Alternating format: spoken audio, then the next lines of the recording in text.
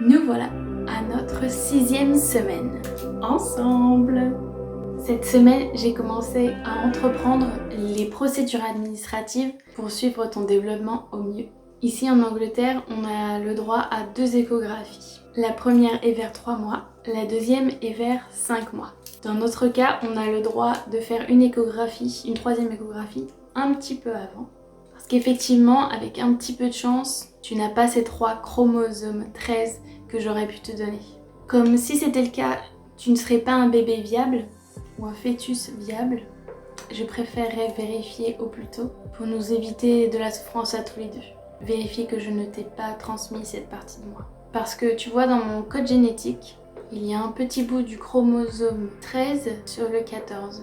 Et ça peut être problématique au moment de la conception d'un nouveau bébé, d'un nouveau fœtus. Qui se peut que du coup, je te donne trop de chromosomes en fait. Donc je suis porteur de ça, porteuse. Ça s'appelle une translocation robertsonienne. Et ce que tu pourrais avoir, donc ça s'appelle la trisomie 13, le syndrome de Pato. Alors ce que j'ai fait dès le début, c'est d'appeler le centre génomique de Manchester pour pouvoir faire un test et vérifier tout ça.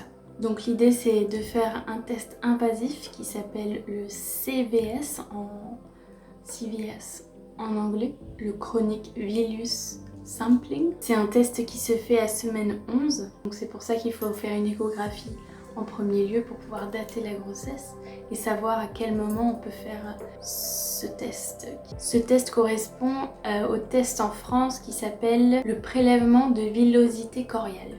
Donc voilà, une fois qu'on aura vérifié ton karyotype, on sera tous les deux plus rassurés. Ou tous les 3 plutôt. Et même toute la famille aussi, parce qu'on a déjà dit à la famille. En fait, le centre de Manchester m'a proposé une autre option moins invasive qui s'appelle le test génomique prénatal non invasif.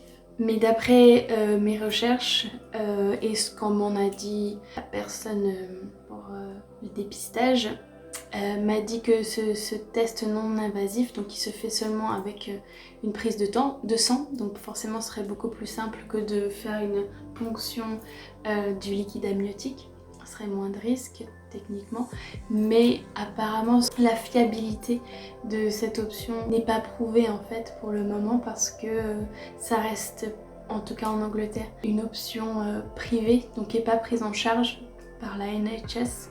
Donc il n'y a pas de recherche possible non biaisée de fait en fait, d'objectif.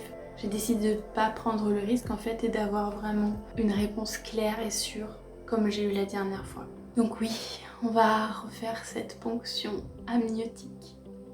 Ça va être douloureux, mais il faut passer par là. Surtout que j'aime pas les aiguilles, mais il le faut. Ma raison me dit que c'est la meilleure décision. Sinon, cette semaine, tu m'as mis les intestins encore sans dessus. Ce qui est bizarre, j'ai eu une grosse perte d'appétit. Sachant que pour moi, c'est très étrange. J'adore la nourriture et en général, j'ai jamais vraiment eu de problème de perte d'appétit. Même dans mes moments les plus tristes ou les plus joyeux, j'ai toujours envie de manger. Et là, c'est vrai que c'est difficile. Je dois même me forcer à manger et à boire surtout. Je sens que ça va pas trop bien à l'intérieur quand je bois ou je mange et du coup j'ai un petit dégoût de tout ça.